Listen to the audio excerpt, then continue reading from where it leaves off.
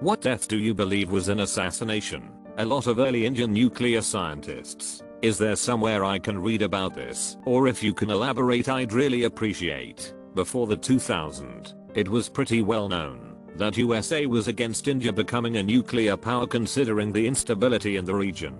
Meanwhile, loading Pakistan with latest weapons and wartime support. Of all the wars India has had with Pakistan, USA sent warships in support of Pakistan each of the time. Russia Israel saved us when India secretly tested its second nuclear device in Pokhran around 1995 to 2000. USA imposed a trade ban on India. This backfired when big US companies were publicly shamed. NGO urged people to not use Coca-Cola, PepsiCo products, eat in McDonald's, Domino's or buy any American product in general. People working in US started to come back. The sales of many companies were severely hit, and the US government had finally revoked the ban.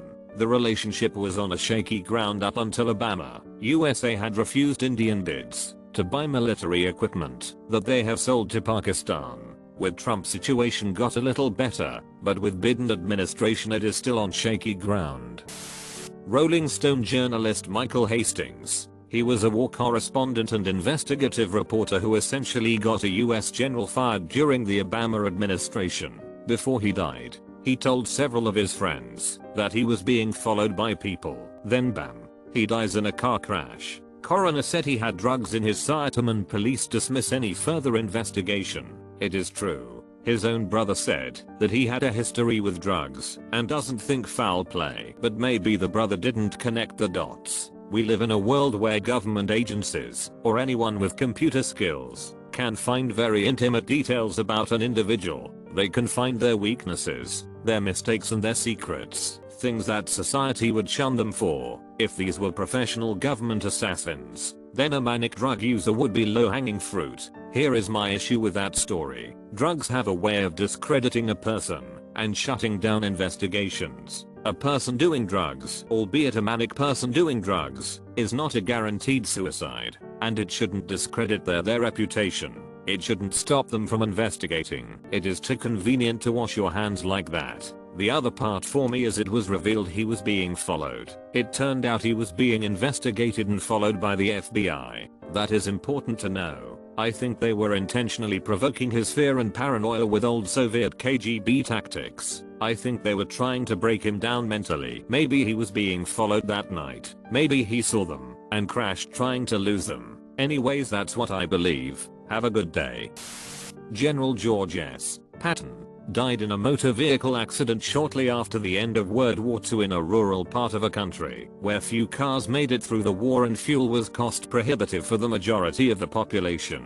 Speeding was rare for practical reasons, especially in that driving slow conserved fuel. Patton had been an outspoken critic against communism and was vocal about wanting to use the Western Allied momentum to continue the war. After defeating the Germans and fight the Soviet Union, he had gone as far as proposing to rearm the Germans and use them alongside French, British and American troops. A man with as much influence as Patton becoming president was a strong possibility, and an American president that openly pushed for invading the USSR would have been too dangerous to keep alive. The Soviets had intelligence assets all over Europe by wars, and that were quickly targeting the Western powers after Germany was no longer a threat. Assassination was a common solution for the Soviets, and nipping Patton in the bud is not beyond them. Most of the witnesses of the Dutroux case. For those not knowing who that is, Dutroux operated in child trafficking, pedophilia, and related cases, Belgium. He got into prison, but then got pardoned by the Minister of Justice, and then he did it again. Got caught, and some of the minors he kept in his basement starved to death. No one found them, and his wife, who participated in his crimes, did not take care. Now the wild part, there were many witnesses. Today, 27 of them did, partly due to strange incidences. One guy disappeared, only a foot was found. One fell in front of a train. Some shot themselves. One had rohypnol in his aspirator. One had a car accident after asking police for protecting because she got a death threat that she will have a car accident. It is possible that organized crime and parts of the state teamed up to cover. That's one reason. why I do not think that Epstein killed himself, and why I think that the narrative pedophilia networks with political actors are just a conspiracy theory hoax, is just propaganda.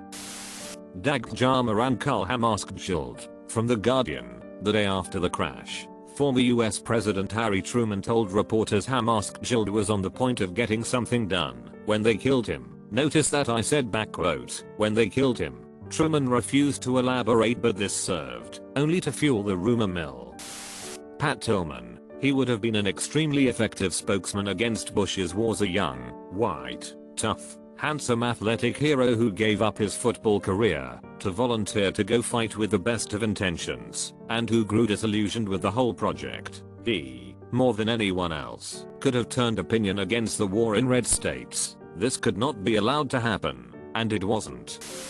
My high school math teacher, seriously though, he was a creep and known to make girls very uncomfortable, and our high school shared land with the middle school, and the cafeteria was one gigantic building split with an accordion wall, and the main offices were shared, but no one could freely roam back and forth, not even faculty without a card. Anyway, after a few minor accusations he was fired, and about a week after he was fired he was found wandering around in the middle school side talking to a few girls, and when asked what he was doing on the property he said he left some things, but as a high school teacher he would never step foot on the middle side. The officer removed him from the grounds and the school put notices up to not talk to him until if we saw him. A few weeks after that, some really bad rumors went around, and the older sibling of one of the middle school girls stopped coming to school, so we all knew something happened. Unfortunately, the 6th grader refused to file a police report or anything, afraid of the teacher, so the cops had to let him go, but kept an eye on him.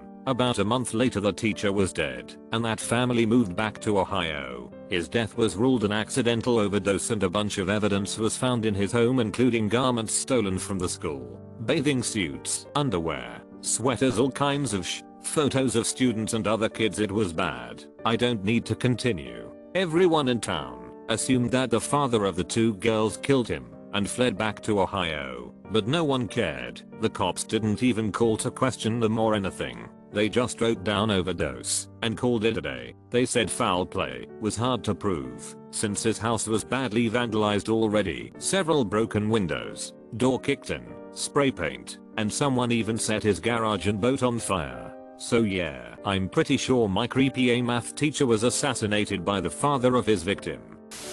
Nisman, guy shots himself the day before presenting evidence against the president. Seems strange. Nikola Tesla, when he died authorities said that it was from a natural cause, but when they investigated his house they found all of his scientific books gone. His books and notes were gone because the FBI took them. The FBI has admitted they did it, and they still refuse to release the notes under the guise of national security. Frank Olson worked for the US Biological Warfare Labs and was secretly dosed by the CIA with LSD during MKUltra. 9 days later, he jumped or fell out of a hotel window to his death. Considering that it was the CIA who recommended an accidental fall from 75 feet onto a hard surface for assassination, MKUltra was still an unknown program to the public, and Olson was in a position to blow the whole thing open. I think it stands to reason that he was off to keep the program secret a little longer. Hot take here, but Kurt Cobain, there's some wild stuff. I don't think he was particularly assassinated, but the people around him definitely had some motivation to have him whacked. Jeffrey Epstein, guy was a total piece of sh without a doubt, but many very powerful people had ties to him and were at risk of being exposed. Even Donald Trump, who was president at the time of Epstein's death, had previously bragged about partying with Epstein, saying he likes them young. Epstein allegedly died by suicide.